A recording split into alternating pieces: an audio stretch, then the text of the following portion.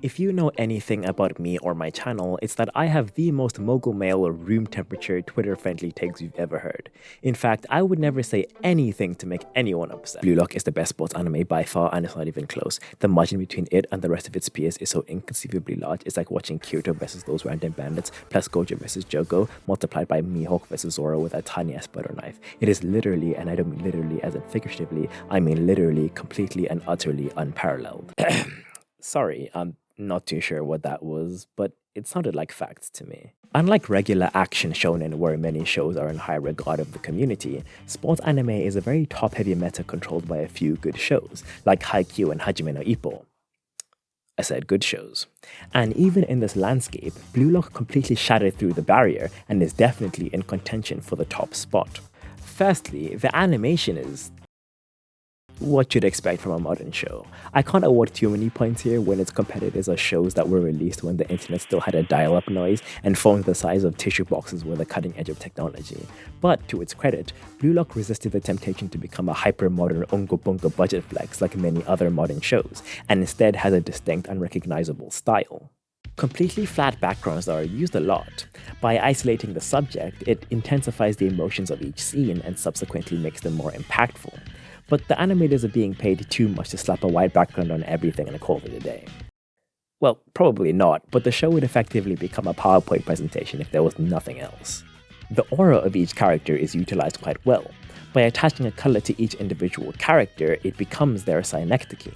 Being able to associate certain colors with their respective characters allows for easy representation of intangible things, like a player's influence on the field, and can even build suspense in scenes where the color is shown before their associated character. But from a visual standpoint, the representation of eyes is the real strong suit.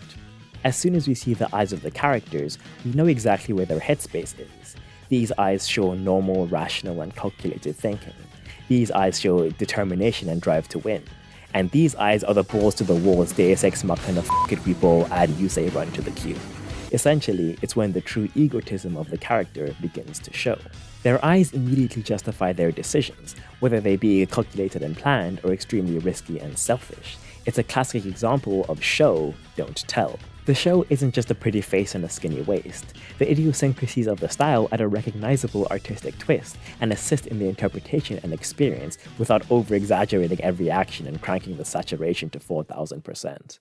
The characters are also very well put together, not really in terms of intricate, complex, and nuanced personalities. They really are quite simple in that respect.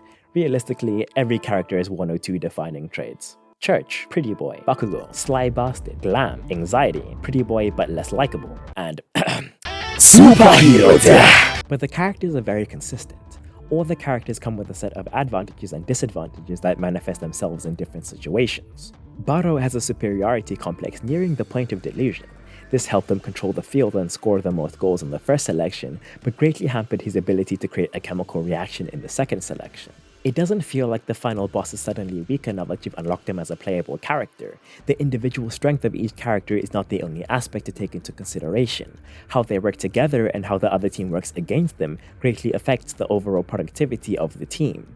Each new challenge is an exploitation of specific weaknesses and not a decrease in overall team strength, so the obstacles never feel artificial or forced. All these character traits are handled very well to ensure that every match remains exciting. But even from the concept of the show, Blue Lock is a novelty. While Haikyuu or that second-rate basketball show were taking notes in the Fairy Tail 101 class about the power of friendship, teamwork, and achieving their goal as a singular unit, Blue Lock had geography with Gilgamesh, English with Aizen, and life orientation with Escanor. Egotism isn't a recommended serving size on the side of the box in Blue Lock, it's mandatory. Individual excellence is objectively more important than team success. As viewers, our conditioning from morally upright, biblically certified shows prevents us from being able to predict the events of an ethically ambiguous show, where deception, trickery, betrayal, and things of that nature are all to be expected.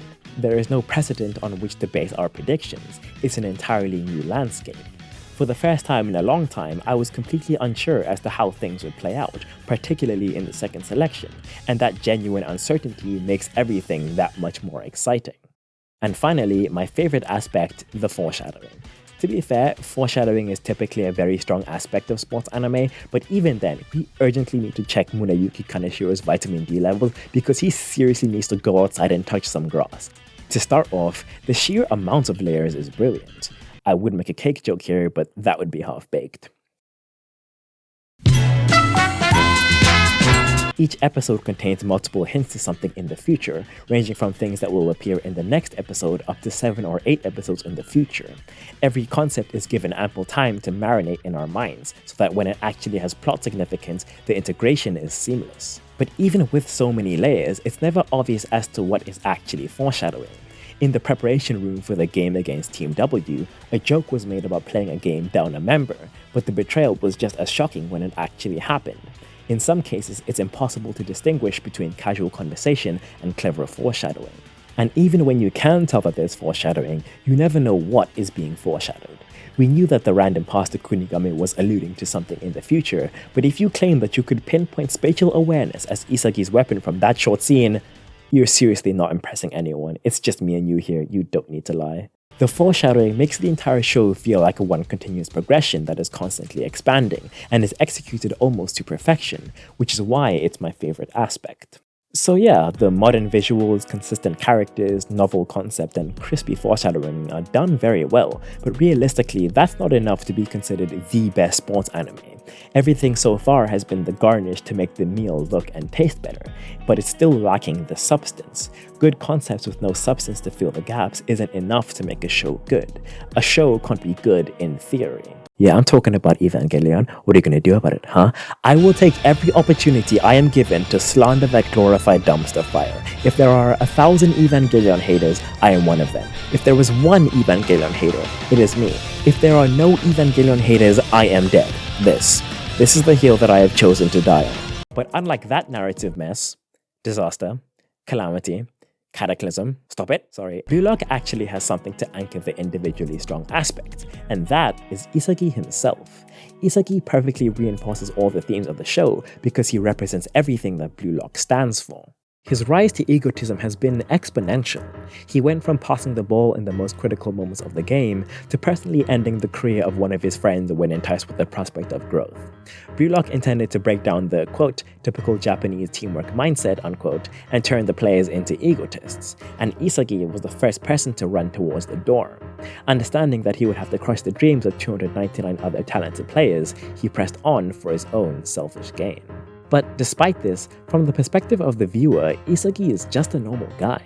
Everything he's capable of can be quite easily explained with basic logic. In fact, that's something that can be said for all the characters in Blue Lock, with the exception of some of the Mickey Mouse Clubhouse Megaton bullshit that Nagi uncorks on a regular basis completely unprovoked. No character has particularly outlandish skills, but Isagi feels distinctly normal. He's average height, he's moderately fast, his vertical jump is unimpressive, and he enjoys the feeling of crushing the hopes and dreams of others and especially staring into their pathetic despair-filled eyes. You know, the normal stuff. And because of this, it makes it easier to relate to the things that he's thinking and feeling.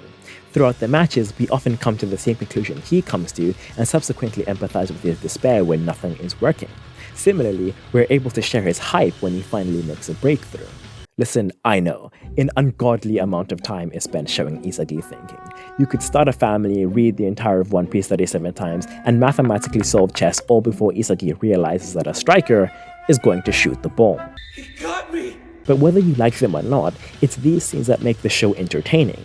You can go find one of those compilations on YouTube called Blue Lock but it's only the football scenes, and you tell me if you enjoy it even half as much.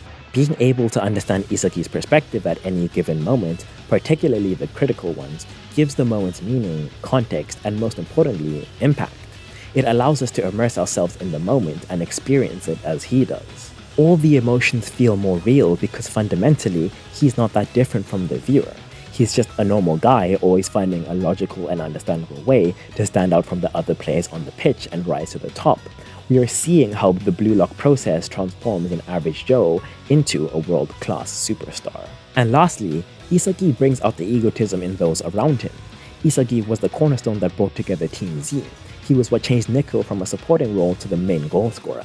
He turned a king to a donkey back to a king, but this time as a comically tyrannical demon lord from a trashy isekai. Yeah, I'm not too sure either, but it was undoubtedly Isagi's influence. Whether it be on his team or on the opposing team, Isagi causes everyone around him to find who they are on the pitch. He always ends up being the golden standard, inspiring everyone to try to dethrone him and be the one to take the spotlight, resulting in a group of egotists clashing with each other until one of them rises above the rest and has the capacity to be the best in Zaward. Isagi isn't just experiencing Blue Lock like everyone else, he's a microcosm of Blue Lock itself. Themes, characteristics, goals, influence, results. He is the bridge between the concept and the characters, making for an extremely cohesive main character and a perfect cornerstone for conceptual and fundamental novelty. If you're still not convinced that Blue Lock is the new standard for sports anime and is undeniably the best by a long shot, fair enough, there really is nothing more I can do or say to persuade you. I can give you every reason in the world why your opinion is wrong, but it's not up to me whether you change it or not. But if you're confident that I've completely wasted 12 minutes of your time with baseless nonsense, then feel free to explain to me why my opinion is completely asinine because Baby Steps is the greatest thing mankind has ever produced, with the singular exception of Batsubami Ray. Let me know. I'd be quite interested in your genuine, well put together refutations. That is, if they actually exist.